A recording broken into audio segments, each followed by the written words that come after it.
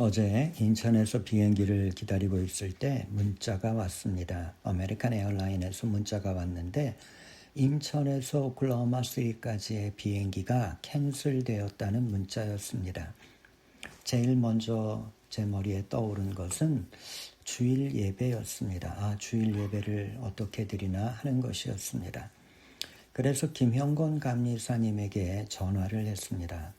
제가 못 가게 될 상황이 벌어졌는데 한 번 더 주일 예배 설교를 해줄 수 있겠느냐, 이러한 부탁을 드리기 위해 전화를 했습니다. 김 목사님은 지금 날씨 때문에 미국 교회들이 대부분 주일 예배를 캔슬하고 아마 우리 교회도 캔슬하는 것이 좋을 거라고 그렇게 이야기를 해주셨습니다. 연회의 모든 교회들이 지금 날씨로 인해서 캔슬 중이라고 합니다. 그래서 저희도 주일 예배를 캔슬하고 계속 저는 비행기를 주시했습니다. 그러다가 인천에서 달라스까지의 비행기가 마지막으로 출발한다는 것을 알았습니다. 달라스에서 오클라호마까지의 비행기가 캔슬되었지만 인천에서 달라스까지의 비행기는 마지막으로 출발한다는 겁니다. 그래서 저는 엄지영 집사에게 전화를 해서 급하게 부탁을 하고 제 자동차를 달라스까지 가져다 달라고 부탁을 했습니다. 그래서 엄지영 집사가 가져다 준 차를 타고 오클라호마로 출발을 했습니다. 그런데 상황이 너무 안 좋았습니다. 와이퍼가 얼고 또 앞 유리가 얼고 길이 눈에 덮여 옆 도랑이 보이지 않고, 그러니까 아주 매우 위험한 길을 천천히 30마일로 운전을 하며 왔습니다. 5시에 달라스에서 내려서 집에 와 보니 10시 30분이었습니다. 무척 오래 걸렸지만 안전하게 돌아온 것이 감사했습니다. 불안하고 앞을 볼 수 없는 길을 운전하면서 이것이 우리의 인생이라는 생각을 했습니다. 우리는 모든 것을 알고 걸어가지 못합니다. 알 수 없는 길을, 어떤 장애물이 나타날지 모르는 길을, 어떤 위험과 시련이 나타날지 모르는 길을 우리는 걸어가는 것입니다. 그렇습니다. 우리는 광야를 걷고 있습니다. 현실과 꿈은 다릅니다. 꿈은 젖과 꿀이 흐르는 땅이지만 현실은 광야입니다. 현실은 고난입니다. 너무나 많은 인내를 요구하고 믿음을 요구합니다. 현실과 꿈을 구별하지 못하는 사람들은 현실에서 실패합니다. 이스라엘이 바로 그랬습니다. 홍해를 건넌 이스라엘은 광야로 나왔습니다. 그들은 이제 손에 잡힐 것 같은 행복을 바라보며 흥분과 감격으로 광야로 나온 것입니다. 그러나 그 감격은 오래가지 못했습니다. 그들은 3일 동안 물을 마시지 못해 괴로웠습니다. 드디어 원망하기 시작합니다. 3일 전에 그 홍해의 감격을 잊어버리고 원망하기 시작했습니다. 그들은 현실과 꿈을 구별하지 못하고 있었습니다. 그들은 자신이 광야를 걷고 있다는 것을 잊은 것입니다. 현실은 꿈을 만드는 현장입니다. 꿈을 만드는 현장은 우리에게 눈물과 땀을 요구합니다. 광야는 눈물과 땀의 장소입니다. 현실은 우리의 피나는 노력과 희생을 요구합니다. 자, 여러분, 우리의 현실을 바라보십시오. 우리는 어디에 서 있습니까? 가나안입니까? 아닙니까? 우리는 광야에 서 있습니다. 수많은 문제들과 싸워야 하는 광야에 서 있습니다. 그 문제들이 우리를 향해 다가오고 있습니다. 우리는 그 문제를 뚫고 나아가야 합니다. 이 광야를 지나 꿈의 땅 가나안으로 들어가야 합니다. 이곳은 가나안이 아닙니다. 광야입니다. 이것을 착각하면 인생이 슬퍼집니다. 인생의 회의가 듭니다. 내가 왜 이렇게 고생을 해야 하나 하면서 원망을 하게 됩니다. 여러분, 원망하지 마십시오. 한숨 쉬지 마십시오. 우리는 지금 광야를 걸어가고 있습니다. 광야는 원래가 그런 곳입니다. 우리는 이 광야를 지나가는 것입니다. 꿈의 낙원을 향해 가야 합니다. 꿈의 낙원으로 들어가기 전까지 우리는 용기를 가지고 하루하루 믿음의 길을 걸어야 할 것입니다. 그러기 위해 오늘 성서가 주는 3가지 교훈을 기억하시기 바랍니다. 첫 번째 교훈은 생각의 습관을 정리하라 하는 것입니다. 우리는 이따금씩 방을 정리합니다. 거라지를 정리하고 책장이나 옷장을 정리합니다. 정리하지 않으면 무엇이 어디에 있는지 알 수도 없고 살기에 불편하기 때문입니다. 우리가 우리의 주변을 정리해 주는 것은 보다 편하게 살기 위해서입니다. 그러나 사실 이런 것보다 더욱 정리가 필요한 것이 있습니다. 그것은 바로 우리의 마음입니다. 우리의 습관입니다. 우리의 습관도 버릴 건 버리고 키울 건 키우면서 정리를 해줘야 합니다.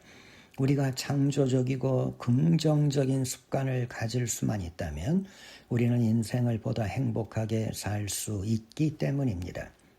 저는 운전 습관에 대해 매우 후회하고 또 반성했습니다. 지난 30년 동안 제 아내는 옆에 앉아서 제 운전에 대해 불평을 해왔습니다. 왜 그렇게 운전을 험악하게 하느냐? 왜 갑자기 그렇게 빨리 가느냐? 왜 앞을 안 보고 엉뚱한 데를 보고 가느냐? 저에게 불평하다가 어느 순간 지쳤는지 언제부터인가 제 아내가 스스로 운전을 하기 시작했습니다. 그래서 이제는 제가 제 아내 옆에 앉아서 제 아내에게 이런 말을 합니다. 여보, 왜 그렇게 험하게 운전을 해? 양보하면서 천천히 운전해야지. 부부가 닮아간다고 하는데 제 아내가 저를 닮아간 것입니다. 저와 제 아내를 보면서 느끼는 건 좋은 습관을 갖기는 매우 어렵지만 나쁜 습관을 갖는 것은 노력 없이도 된다는 것입니다. 잘못된 습관은 과감하게 버려야 합니다. 습관 때문에 승리자가 되기도 하고 실패자가 되기도 하기 때문입니다. 습관이라는 것은 반복되는 행동입니다. 자기도 모르게 그러한 행동이 나오는 것입니다. 여러분, 행복한 사람은 행복한 습관을 가지고 있습니다. 늘 웃는 습관을 가지고 있습니다. 늘 긍정적으로 생각하려고 하는 습관을 가지고 있습니다. 그런데 불행한 사람은 어떻습니까? 늘 불평합니다. 원망합니다. 그 이유는 그러한 사람에게 늘 불평만 찾아와서가 아닙니다. 그러한 습관을 가지고 있기 때문입니다. 이스라엘 사람들의 문제도 습관입니다. 그들은 원망하는 습관을 가지고 있었습니다. 24절을 보면 The people grumbled against Moses 이렇게 되어 있습니다. 그들은 불평했다는 겁니다. 원망했습니다. 홍해를 건너서 광야에 나왔으면 당연히 물이 없죠. 자신들이 물을 준비했어야죠. 광야에 물이 없다고 원망한다는 것은 말이 안 되는 소리입니다. 그것은 한국 식당에 가서 왜 월남국수를 팔지 않느냐고 불평하는 것과 같은 것입니다. 월남국수는 월남 식당에 있습니다. 광야에는 원래 물이 없습니다. 그것은 불평하고 원망해야 할 문제가 아닙니다. 그것은 지혜롭게 대처하면서 해결할 방법을 찾아야 할 문제입니다. 그런데 그들은 방법을 찾지 않고 원망했습니다. 원망하는 것이 습관이 되어버렸기 때문입니다. 하나님은 이스라엘의 이 습관을 고치기를 원하셨습니다.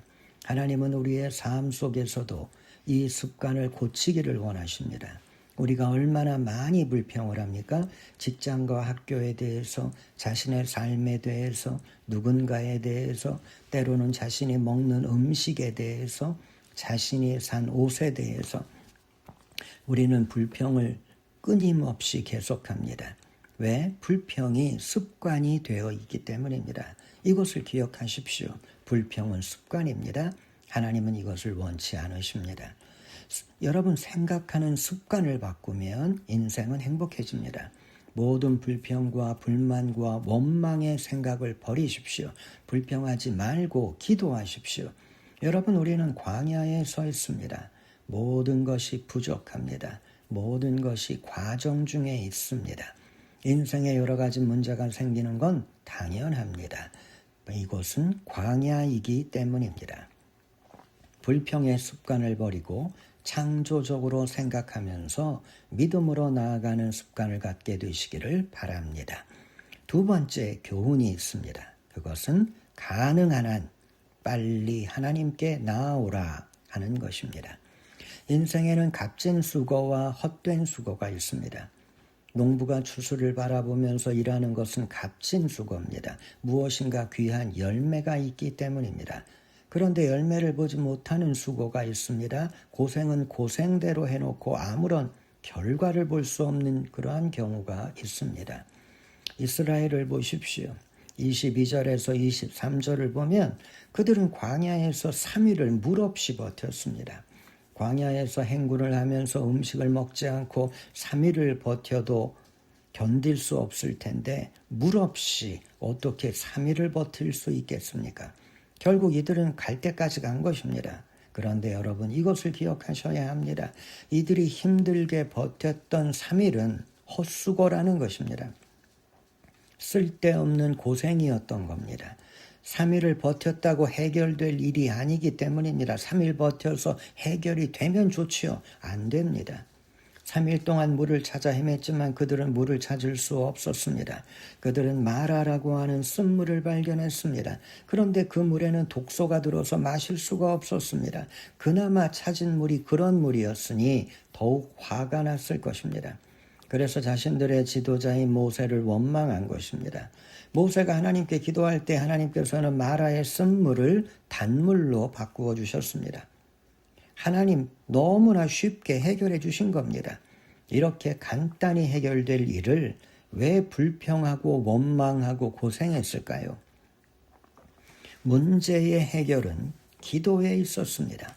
기도하면 하나님 해결해 주십니다.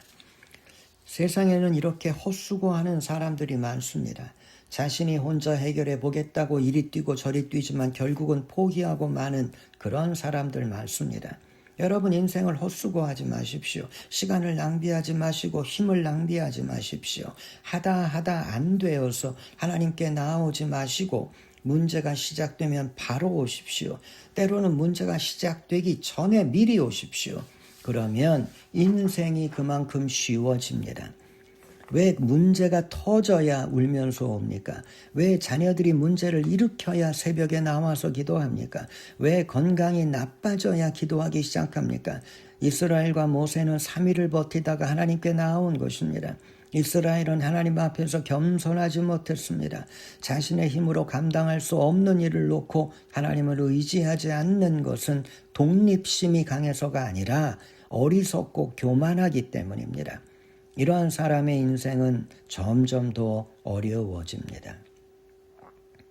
여러분 하나님 앞에서 겸손하십시오. 인생을 헛수고하지 마십시오. 혼자 하려고 하지 말고 하나님을 의지하십시오. 좀 더 일찍, 좀 더 빨리 하나님 앞에 나오시는 것이 인생의 지혜입니다. 마지막으로 본문이 우리에게 주는 교훈은 하나님의 길을 따라가라 하는 것입니다.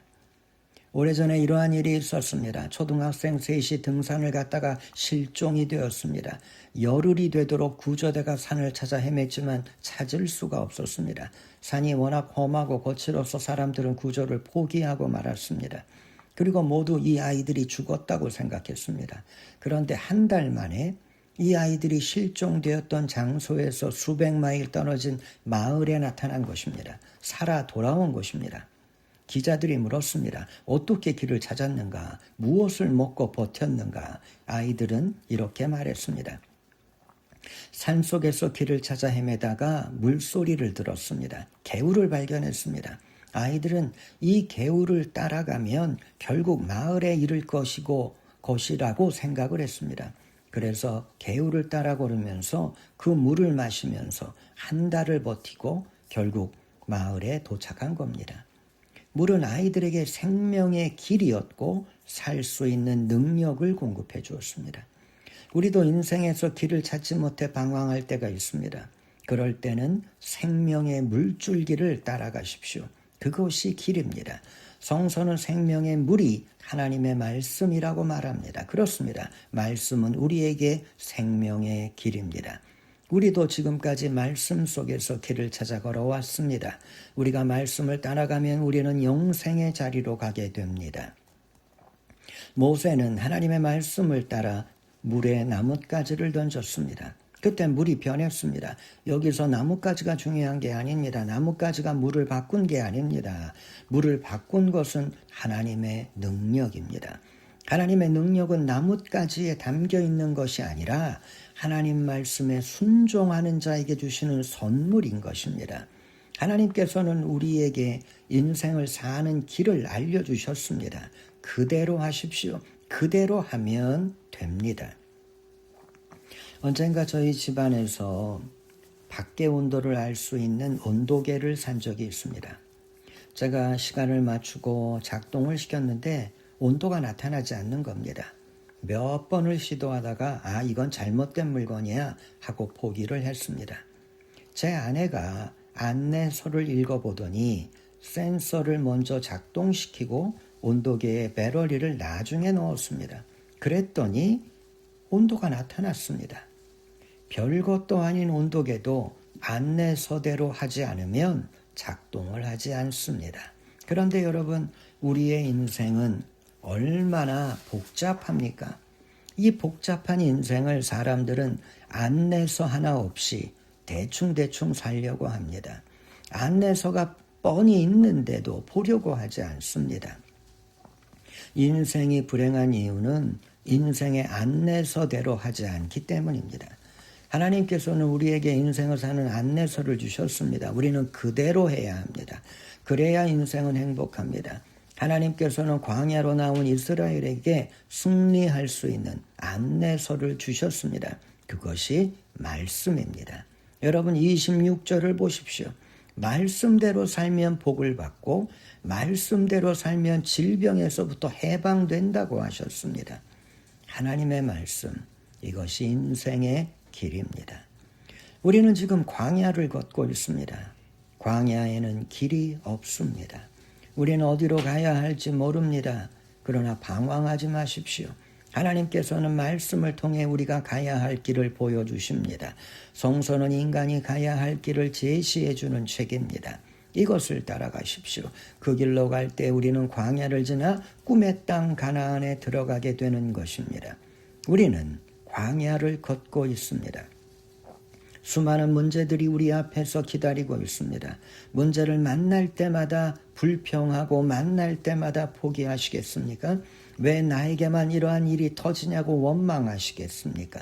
아닙니다. 이곳은 광야입니다. 당연히 그러한 일들이 나타나는 곳입니다.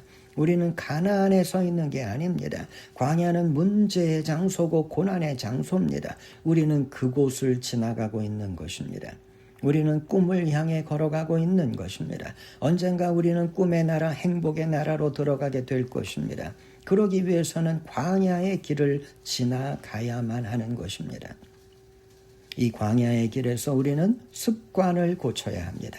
불만과 원망의 습관에서 감사와 기쁨의 습관으로 바꾸어야 합니다. 고집부리고 헛수고하지 말아야 합니다. 수고는 가치 있는 일을 위해 하는 것입니다. 의미 없는 일에 괜히 고집부리고 헛수고하지 않게 되기를 바랍니다. 문제를 만나면 빨리 하나님께 나아오십시오. 하나님께 도움을 청하십시오. 그리고 말씀의 길을 따라가십시오. 하나님 주시는 길을 따라가야 합니다. 하나님 주시는 길을 따라가면 결국 우리는 우리가 꿈꾸던 가나안으로 들어가게 될 것입니다. 인생의 광야를 주님과 함께 걸어가시는 여러분 되시기를 예수님의 이름으로 축원합니다.